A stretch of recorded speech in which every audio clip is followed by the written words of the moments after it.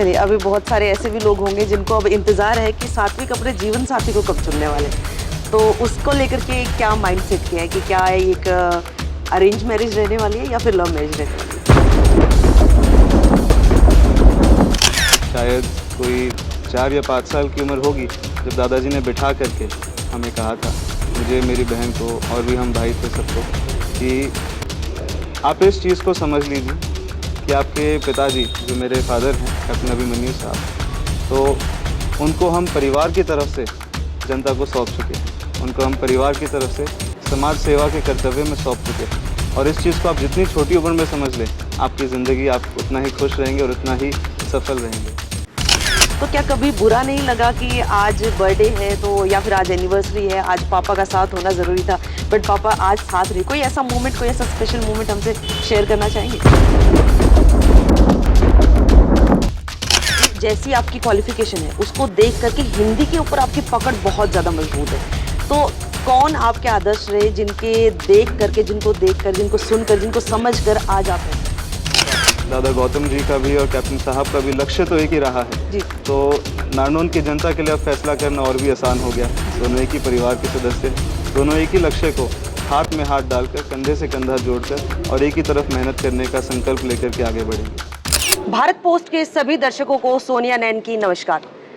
अक्सर आप लोगों ने बड़े बड़े नेताओं के, बड़े बड़े राजनेताओं के इंटरव्यू देखे होंगे और ये भी जाना होगा कि उनके परिवार से ही उनके बेटे, उनकी बेटियां, उनकी धर्मपत्नी भी उन्हीं के साथ उसी डगर के ऊपर चलती है। लेकिन क्या आप लोगों ने कभी ये जानने की कोशिश की कि जो वो नेता हैं और जो उनका परिवार उसी पथ पर उनके साथ आगे बढ़ते हुए नजर आते हैं, उनका लाइफस्टाइल कैसा होता है? वो नेता बनने के बाद क्या अपने परिवार को वो समय, वो प्यार, वो लगाव, वो अटैचमेंट उनके साथ बन पाती है या फिर कुछ चेंजेस आ जाते हैं लाइफ के अंदर? इसी तरह से आज एक बहुत बड़े, ये कहे कि नारनौल हलके की शान कैप्टन अभिमन्यु के बेटे हमारे साथ मौजूद है, सात्विक सिंधु जी। और इनका भी मैं कोई एक पॉलिटिकल इंटरव्यू नहीं करना चाहती, मैं सिर्फ एक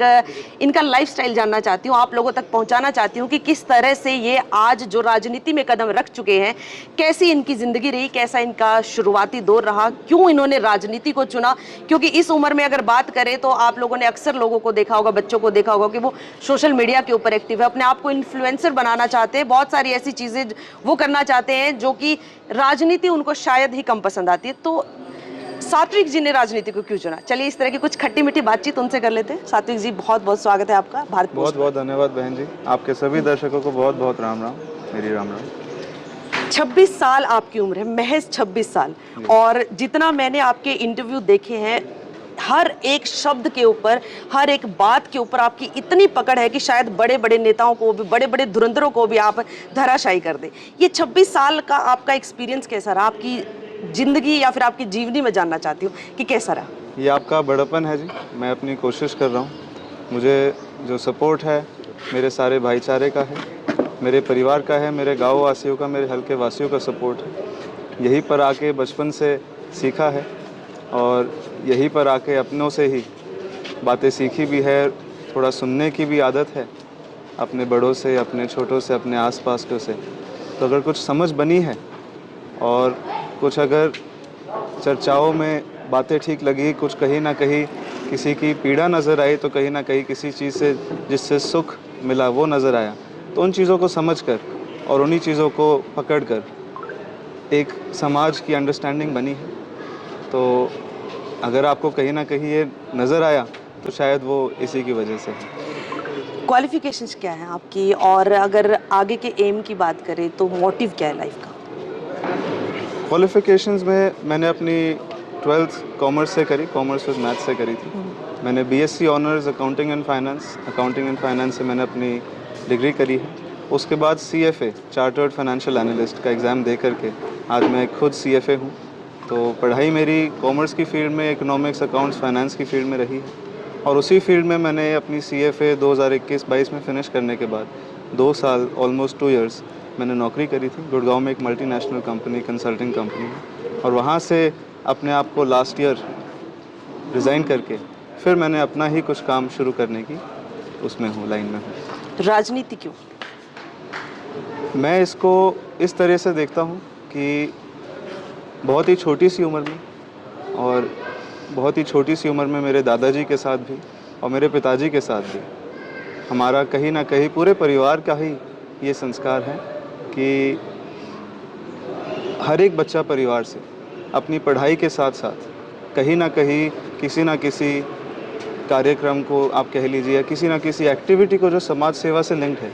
उसको कह लीजिए, उसमें हमेशा हमें थोड़ा सा आगे रखा। उसमें हमेशा हमें, आप उसको सीख के तौर पर कहिए, आप उसको वॉलंटियर के तौर पर कहिए, चाहे कहीं ना कहीं पूरे देश में भी जाकर अगर कोई ना कोई समाज सेवा की एक्टिविटी हो तो उसमें हमें आगे रखा। वो इस सोच से रखा कि परिवार का जो हर एक बच्चा है कहीं ना कहीं उसमें एक ये महसूस ना होने लग जाए कि कोई प्रिविलेज है, कहीं ना कहीं भी ये महसूस ना होने लग जाए कि आप जो हमारे पीढ़ियों ने जो हमारे संस्कार मिले है उसमें कुछ कमी ना रह जाए। तो उस तरह से उसको देखा जाए तो बचपन से ही एक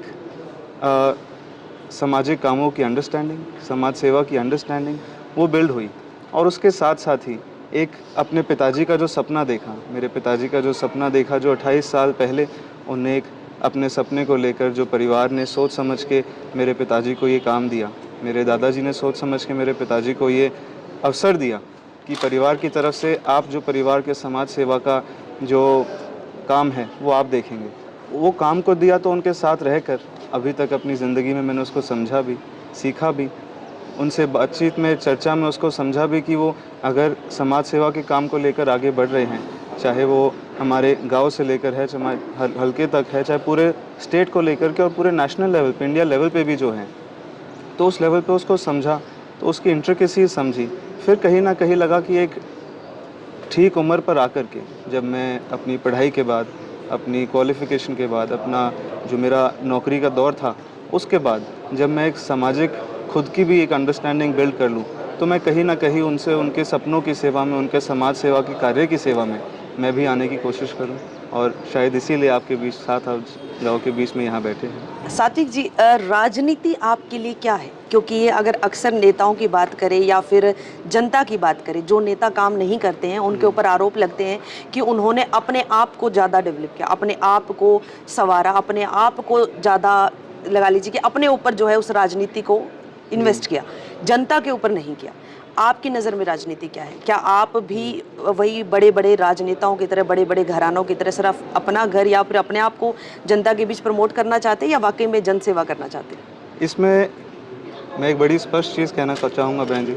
मेरी जो भी अंडरस्टैंडिंग अगर कोई पॉलिटिक्स को लेकर के, राजनीति को लेकर के डेवलप हुई है तो वो सिर्फ़ और सिर्फ मेरे फादर को देख के, मेरे पिताजी कैप्टन अभिमन्यु जी को देख कर के हुई। और वो जो मेरी समझ बनी है वो सिर्फ़ और सिर्फ इतनी सी है कि राजनीति वही सफल है जो निस्वार्थ समाज सेवा की लाइन पर चले। जो परिवार, जो इंसान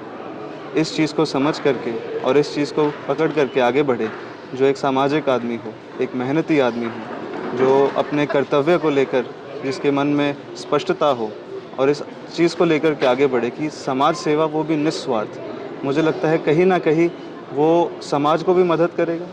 वो उन लोगों को भी मदद करेगा जिनने उन पर विश्वास किया और उनको आगे बढ़ाया राजनीति में। और कहीं ना कहीं वो उस इंसान की, जो कैंडिडेट की आप या राजनेता की बात करें, कहीं ना कहीं उनकी भी कॉन्शियस, उनके भी आत्मविश्वास को वो ठंडा रखेगा, उनको बताए रखेगा कि हार जीत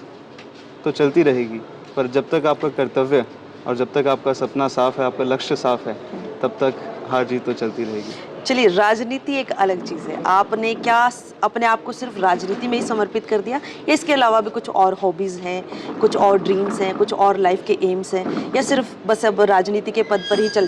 चल पड़े हैं? मेरी एक पिताजी की ही बात जो मैं कई बार अपने नौजवान साथियों के बीच में भी दोहराता हूँ और परिवार में तो हमें बताई जाती ही है कि राजनीति में जिस कर्तव्य से बड़े, जो निस्वार्थ समाज सेवा जो मैंने अभी मेंशन किया, उसको आगे लेकर के बढ़ना है तो कहीं ना कहीं सबसे पहले आपको अपना घर है, जो आपका परिवार है, जो आपकी फैमिली है, उसको आपको सिक्योर करके चलना है। एंड उसको सिक्योर करके चलने के लिए, आपकी फैमिली का ध्यान रखने के लिए, परिवार को संभालने के लिए कहीं ना कहीं उसमें व्यापार जो है, आपका जो दिनचर्या है जिसमें व्यापार है, वो व्यापार भी साथ साथ चलेगा तभी आप अपनी फैमिली को भी समय दे पाएंगे, अपने काम को भी समय दे पाएंगे और निस्वार्थ राजनीति करने का आपको मौका तभी मिलेगा। तो जाहिर सी बात है कि मैं अपने पिताजी के सेवा में, अपने हलके की सेवा में, अपने भाईचारे की सेवा में जो आया हूँ, वो आप उसको राजनीति कहे, मैं उसको समाज सेवा कहता हूँ। पर मेरा जो दिनचर्या है, मेरे दिनचर्या में ज़रूर जो मेरे परिवार की सेवा, मेरी व्यापार की सेवा, मेरे साथ जो जुड़े हैं, मेरे व्यापार में जो मेरे साथ लोग जुड़े हैं उनकी सेवा, तो वो साथ साथ ज़रूर चलेगी, आगे भी चलेगी। जब आप छोटे थे, जब कैप्टन साहब आ गए थे राजनीति में, तो राजनीति में लगभग मैंने अक्सर देखा है कि जो बच्चे हैं वो ज़्यादा सफ़र करते हैं, क्योंकि उस समय जैसा कि आप खुद ये बात बोल रहे हैं कि व्यक्ति के अंदर जन सेवा का भाव इतना ज़्यादा हो जाता है कि एक बार परिवार को साइड रखना पड़ता है कि एक बार परिवार को भी संभालेंगे बट पहले अपनी जनता को संभालते हैं। तो क्या कभी बुरा नहीं लगा कि आज बर्थडे है तो, या फिर आज एनिवर्सरी है, आज पापा का साथ होना ज़रूरी था बट पापा आज साथ रहे? कोई ऐसा मोमेंट, कोई ऐसा स्पेशल मोमेंट हमसे शेयर करना चाहेंगे? इसमें जितना मैं ध्यान कर सकता हूँ, बहुत ही छोटी उम्र में मुझे पिताजी, मेरे दादाजी, जिनको हम पिताजी कहते हैं, मेरे दादाजी ने एक बहुत ही छोटी उम्र में हमें समझा दिया था।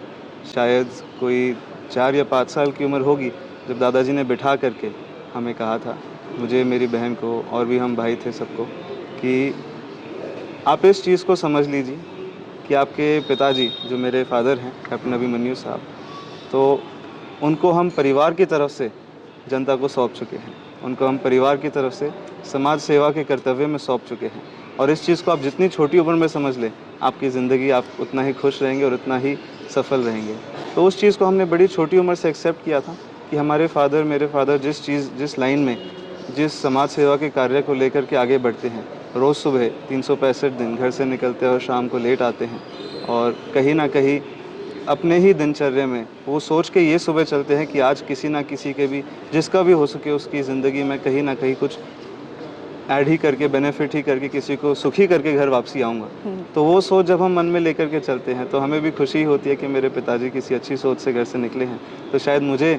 अगर एक आध दिन महीने में ज़्यादा समय ना भी दे पाए तो किसी और की तो भलाई हो ही रही है। कैप्टन साहब का व्यवहार कैसा है, मतलब नेचर कैसा है, अगर आप लोगों से बात करें तो? कि कभी ऐसा हुआ है कि गुस्सा हुआ, कभी बहुत ज़्यादा इरिटेट हो गए हैं आप लोग, जैसे पास बैठे हुए हैं बात करने का, कभी ऐसा हुआ कि कोई डांटते ज़्यादा थे या फिर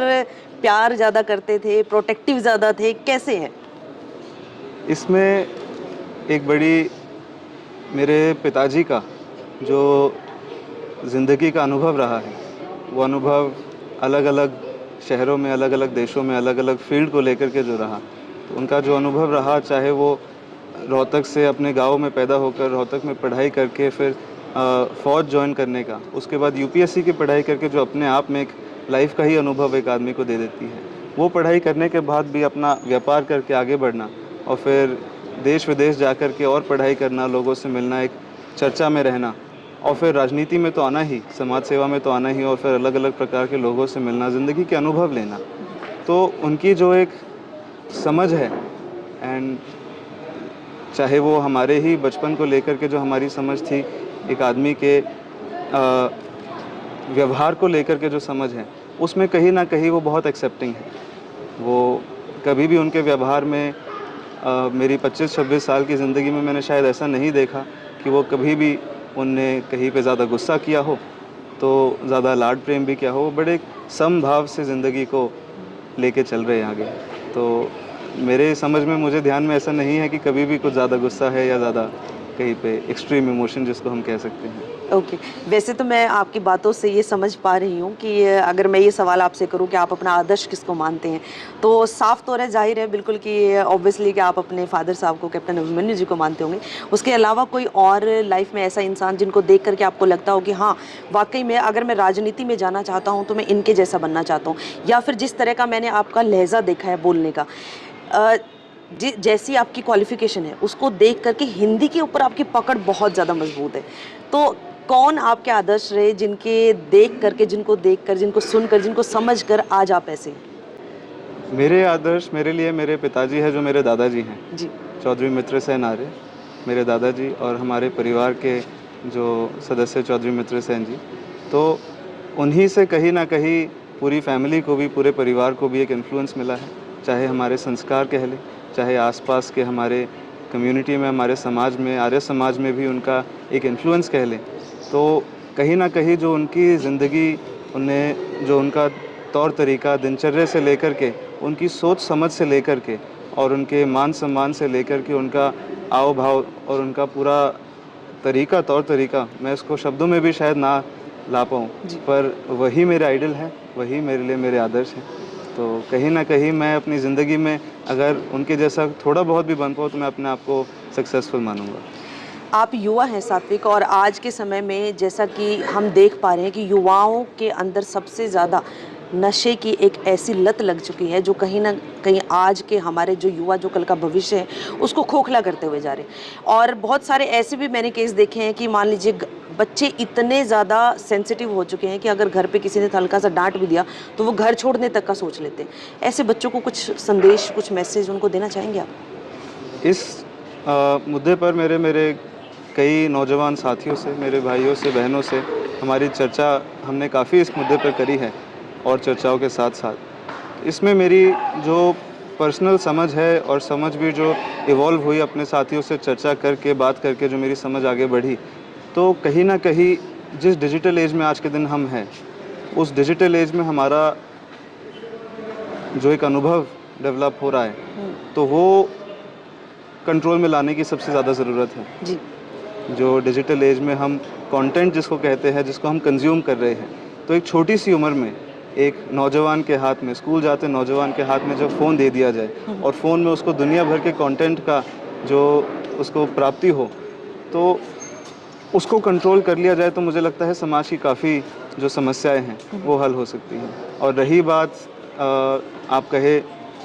चाहे वो नशे की तरफ है, चाहे वो एक आप जिसको एक्सट्रीम इमोशन जिसको हम कहें, किसी को गुस्सा हो या इरिटेबिलिटी हो, उसकी तरफ भी बात हम कहीं ना कहीं करें, तो मुझे इसका पर्सनली मूल कारण लगता है कि हमारी जो एक अटेंशन का स्पैन, जो हमारे डिजिटल एज में हमारे फ़ोन की वजह से, चाहे वो सोशल मीडिया की वजह से हो, कहीं ना कहीं जब आदमी उस पर निरंतर ले ले, उस पर कंट्रोल ले ले, तो काफ़ी चीज़ें काफ़ी हद तक ठीक हो सकती हैं। बाकी रही बात जो आपका प्रश्न था नशे को लेकर, तो मुझे लगता है मेरा जो बैकग्राउंड रहा है स्कूल का, कॉलेज का, सबका, तो मैं एक हमेशा से स्पोर्ट्स पर्सन रहा हूँ। एक किसी ना किसी, कभी ना कभी, किसी भी दौर में कोई ना कोई स्पोर्ट मैंने ज़रूर खेला है। और एक स्पोर्ट पर्सन के लिए उसका जो सबसे बड़ा लाइफ कोच होता है वो उसका स्पोर्ट्स का ही कोच होता है। तो स्पोर्ट्स के कोचेस से हमेशा जो एक बात सीखने को मिली कि किसी भी खिलाड़ी को अपनी जो एनर्जी है वो कहीं ना कहीं लगानी पड़ती है, और उस खिलाड़ी को जब तक अपनी जो ऊर्जा है उसकी दिशा ना मिले, ऊर्जा तो रहेगी नौजवान में, तो दिशा ना मिले तो दिशा गलत जगह भी जा सकती है। इसीलिए नौजवान में स्पोर्ट्स प्रमोट भी करे जाते हैं। तो मेरे सारे नौजवान साथियों से सिर्फ यही दरख्वास्त है कि आप किसी भी एज तक पहुंच जाए, पर आप कभी भी, आपकी उम्र इतनी ज़्यादा नहीं है कि आप स्पोर्ट्स नहीं खेल सकते। तो मेरी सबसे यही दरख्वास्त है कि आप किसी भी उम्र में हो, स्पोर्ट्स को अपनी लाइफ का, आप अपने फिटनेस को अपनी लाइफ का हमेशा हिस्सा बना के रखें, और अब आइडियलाइज़ करें स्पोर्ट्स पीपल को भी, और उसको चला करके रहेंगे तो ज़िंदगी की काफ़ी समस्याएं जो हैं, चाहे वो नशे हैं, चाहे वो डिप्रेशन है, चाहे वो इरिटेबिलिटी है, वो काफ़ी हद तक ठीक रहेंगी। चलिए, अभी बहुत सारे ऐसे भी लोग होंगे जिनको अब इंतज़ार है कि सात्विक अपने जीवन साथी को कब चुनने वाले, तो उसको लेकर के क्या माइंडसेट किया है कि क्या एक अरेंज मैरिज रहने वाली है या फिर लव मैरिज रहने वाली है? ये चीज़ तो समय बताएगी और परिवार बताएगा। और समय अभी मुझे लगता है कहीं ना कहीं, पढ़ाई अभी रिसेंटली ही फिनिश हुई और काम को लेके सीरियस भी होने लगे हैं, तो समय ही बताएगा। चलिए, अब थोड़ा सा राजनीति के ऊपर चर्चा कर लेते हैं। भावी कुछ ही अभी समय के बाद जो है हरियाणा विधानसभा चुनाव होने जा रहे हैं। तैयारियां कितनी जोरों शोरों से चल रही हैं? लोगों के बीच आप जा भी रहे हैं, सुख दुख में सबके साथ शामिल भी हो रहे हैं, लोगों का रुझान कैसा देखने को मिल रहा है? मुझे बहन जी करीब 2.5 से 3 महीने लगातार 30 दिन अपने हलके में, अपने नारनौंद वासियों के बीच में, अपने भाईचारे के बीच में, अपने बड़े बुज़ुर्गों के बीच में काफ़ी समय मैंने बिताया। दिन में 12, 15, 16, 18 घंटे तक भी मैं फील्ड में रह करके, सबसे बीच में रह करके, घर घर जा करके सबसे बातचीत करने का मौका मिला। और कहीं ना कहीं पिछले 2.5-3 महीने में जो एक ग्राफ में भी बदलाव आया है, जो लोगों की सोच समझ में भी बदलाव आया है, वो भी, उसका भी आकलन करने का भी मौका लगा। और आज अगर हम 35 दिन भी चुनाव से अगर दूर हैं, तो अभी तक का भी मैं अनुभव जो बता पाऊँ, मुझे एक बड़ी ही पॉजिटिव एनर्जी, पॉजिटिव ऊर्जा अपने सभी सदस्यों में, नारनौंद के सदस्यों में देखने को मिली। मुझे एक ऐसी एनर्जी देखने को मिली कि लोगों के मन में कैप्टन अभिमन्यु जी के प्रति बहुत ही एक मान सम्मान है। लोगों के मन में व्यक्तिगत प्रेम कैप्टन अभिमन्यु जी को लेकर के, व्यक्तिगत एक मान सम्मान कैप्टन अभिमन्यु जी को लेकर, उनके कार्यकाल को लेकर के, उनकी नीतियों को लेकर के, उनके काम करने के तरीके को लेकर के और उनके हल्के के लिए उनके सपनों को लेकर के, लक्ष्य को लेकर के एक बहुत ही कहीं ना कहीं एक पॉजिटिव एनर्जी देखने को मिली। उससे भी आगे बढ़े तो मुझे, अगर हम भारतीय जनता पार्टी की जो नीतियां हैं, खास करके नौजवान के लिए उसके लिए उनकी जो नीतियां हैं कि नौजवान को रोज़गार मिले, रोज़गार मेरिट पर मिले, मेरिट पर भी ऐसे मिले कि हमारा नौजवान जो किसी भी आर्थिक स्थिति के परिवार से हो, किसी भी समाज से हो, उस नौजवान में एक हौसला है। मैं गाँव पर गाँव जा कर के, कभी सुबह प्रोग्राम में जल्दी आ गया, प्रोग्राम से पहले, या शाम को जल्दी फ्री हो गया, तो मेरी एक बचपन से ही आदत है, मैं लोकल बुक स्टोर पर जाया करता हूँ या लाइब्रेरी जाया करता हूँ। तो गाँव-गाँव जा कर के मुझे बड़ा एक एक्साइटमेंट होती है कि मैं लाइब्रेरी जा कर के देखूँ। वही दौर एक ऐसा भी था जब मैं छोटा था, अपने गाँव आता था, आसपास लाइब्रेरी जाता था, तो लाइब्रेरी बंद भी मिलती थी दिन के बीच में। लाइब्रेरी खुली होती थी तो लाइब्रेरी में धूल, मिट्टी, जाल, मकड़ी के भी मिलते थे। किताबें फटी हुई, पंखे तोड़े हुए, शीशे फूटे हुए, मेज़ और टेबल, चेयर सब टूटा हुआ मिलता था। और आज अगर मैं किसी लाइब्रेरी में, अपने हल्के में किसी भी लाइब्रेरी में जाऊँ, प्राइवेट हो या सरकारी हो, लाइब्रेरीज़ की कंडीशन, उनमें कंप्यूटर की अवेलेबिलिटी, उनमें सारी बुक्स साफ़, उनमें एसी, फ़ैन, कूलर तक की अवेलेबिलिटी, और से और हर एक कुर्सी पे एक नहीं तो दो उन एस्पायरिंग नौजवान की अवेलेबिलिटी, जो वहाँ पढ़ रहे हैं, जो वहाँ मेहनत कर रहे हैं, अपने लक्ष्य को लेकर के मेहनत कर रहे हैं, क्योंकि उनमें आज हौसला है। हौसला किस चीज़ का है कि उनको पता है सरकार उनके साथ खड़ी है, नारनौंद वासी के नौजवान को पता है कैप्टन अभिमन्यु उनके साथ खड़े हैं, और अगर वो मेहनत करेंगे जो उनके हाथ में है, तो सरकार उनके साथ खड़ी, उनके मेरिट पे उनको नौकरी मिलेगी। और उनको ऐसा कभी भी महसूस नहीं होगा कि अगर हम 99% नंबर ले आएँ तो कोई भी और वासी 33% वाला खर्ची पर्ची करके हमारा मौका हमारे हाथ से नहीं लेगा। उनको इस चीज़ का हौसला है, और ये हौसला अपने आप में बहुत बड़ी ताकत है। एक नौजवान जिसका इस उम्र में आते-आते पढ़ाई को कंप्लीट करके, जिस दौर से मैं भी गुज़रा, अपनी पढ़ाई कंप्लीट करके जो एक आत्मविश्वास, एक नेचुरल सी, ज़ाहिर सी बात है कि हर नौजवान का आत्मविश्वास उस दौर में टूटता है जब उसको अपनी पढ़ाई कंप्लीट करके और रोज़गार के बीच का जो समय है उसमें नौकरी ना मिले। बड़ी दुख की बात थी कि 10 साल पहले तक वो समय बहुत ही लंबा होता था, कि जिसकी परिवार की आर्थिक स्थिति कमज़ोर है, उनके लिए और भी बड़ा गंभीर ये एक इशू रहा कि अपने घर में जाकर के बच्चे पिताजी से, अपने माताजी से बात तो करते थे कि हम नंबर तो 99% ले आएँ, पर फिर क्या होगा? फिर हमारे घर पे कोई ना ज़मीन है, ना कोई ज़ेवर है जिनको बेच करके हम मंत्रियों के झोले भर करके हम अपनी कहीं ना कहीं नौकरी रोज़गार सिक्योर करें। तो आज उसका बिल्कुल ऑपोजिट है। आज का नौजवान वो मेहनत करने को तैयार है, चाहे वो स्पोर्ट्स में नहीं क्यों हो, वो स्पोर्ट्स की भी भर्तियाँ हो रही है, चाहे वो पढ़ाई लिखाई करके मेरिट पे नौकरी लगाना, एसएससी, एचसीएस और फिर उसमें यूपीएससी तक की हो, वो मेहनत करने को तैयार है, उसको हौसला है। और इसी का एक मैं कारण आपको एक और दूँ कि 2014 से पहले का जो समय था उसमें नौजवान साथी, उनकी ऊर्जा को दिशा नहीं मिली, तो फिर वो छोटी सी उम्र में अपने जो नशे की डायरेक्शन में, स्पोर्ट्स को छोड़ने के डायरेक्शन में, ताश पत्ते खेल करके अपना समय व्यर्थ करने की डायरेक्शन में भी चल पड़े थे, कि क्योंकि मजबूत परिवारों के बच्चों को ये लगा कि हम तो नौकरी खरीद लेंगे, और कमज़ोर परिवारों के बच्चों को ये लगा कि हमारा क्या होगा। उनको ना ऊर्जा थी, ना उनको मोटिवेशन थी। तो ये जो एक चीज़ नौजवानों में देखने को मिली, जिसमें उनमें एक हौसला देखने को मिला, उनमें एक उमंग देखने को मिली, और इस सरकार के प्रति उनके मन में मान सम्मान और एक कि उनकी रक्षा करने को कोई खड़ा है, वो देखने को मिला। सारे ही मेरे एक्सपीरियंस में, 2-3 महीने के एक्सपीरियंस में सबसे स्ट्रॉन्ग चीज़ मुझे ये नज़र आई, और इसी वजह से मेरे भाईचारे के बीच में रह कर के और उनकी इस समय में सेवा करने का, इस समय में उनको कुछ ना कुछ, अगर मैं किसी का बड़ा हूँ तो उनको सुझाव देने का, उनका छोटा हूँ तो उनसे सुझाव लेने का मौका लेकर के भी मैं आगे आया हूँ। सात्विक, वैसे तो सवालों की लिस्ट मेरी बहुत लंबी है, बस आखिरी एक सवाल पे इस इंटरव्यू को यहीं ख़त्म करते हैं। 5 साल बीते, ये जो 5 साल बीते हैं, ये दादा रामकुमार गौतम के हाथों में पूरे नारनौंद हलके की बागडोर आ चुकी थी, और उससे पहले के जो 5 साल थे उसमें कैप्टन अभिमन्यु जी के हाथों में नारनौंद हलके की बागडोर थी। उन 5 सालों में, इन 5 सालों में हल्के में कितना आपने बदलाव देखा? और अगर आज की ही बात करें, आज जिस तरह से उन्होंने बीजेपी पार्टी को ज्वाइन कर लिया, तो क्या उसके बाद अब आने वाले समय में कैप्टन अभिमन्यु और दादा रामकुमार गौतम के बीच में क्या नारनौंद की जनता कहीं ना कहीं कंफ्यूज हो जाएगी, या फिर आपको लगता है कि उनका जो एम है या फिर जनता का जो मोटिव है, जो विचार है, जो मत बन चुका है, वो सटीक है? आपको क्या लगता है? पहले तो आज रैली में मैं भी प्रस्तुत था जी और दादा गौतम जी ने ज्वाइन करी पार्टी, जिसमें पार्टी के बड़े सदस्यों ने उनका स्वागत भी किया, उनका मान सम्मान भी किया। दादाजी हमारे हलके के एक बड़े ही सम्मानित सदस्य हैं, हमारे बड़े हैं, और मैं उनका पर्सनली भी बहुत मान सम्मान करता हूं। और कहीं ना कहीं उनकी भी नीति अपने नारनौंद वासी को लेकर के हमेशा से ही उनका जो लक्ष्य रहा है वो पॉजिटिव रहा है। और किसी कारणवश जो भी 2019 में सबने उन पर भरोसा करके, इसी चीज़ का भरोसा करके उनको भी चुना, वो समीकरण की बात कह ले, आकलन की बात कह ले, या मेरे समझ से बाहर की बात कह ले, जिसकी वजह से कार्यकाल में अगर कुछ फ़र्क आया तो शायद वो इसीलिए था। जी और नारनौंद की जनता ने भी उन पर बहुत भरोसा जताया, उनको बहुत प्रेम मान सम्मान भी दिया, कैप्टन साहब को भी दिया। और वो जो जनता ने उनको मान सम्मान दिया कैप्टन साहब को 2014 से 19 के कार्यकाल में, तो उस कार्यकाल में हुए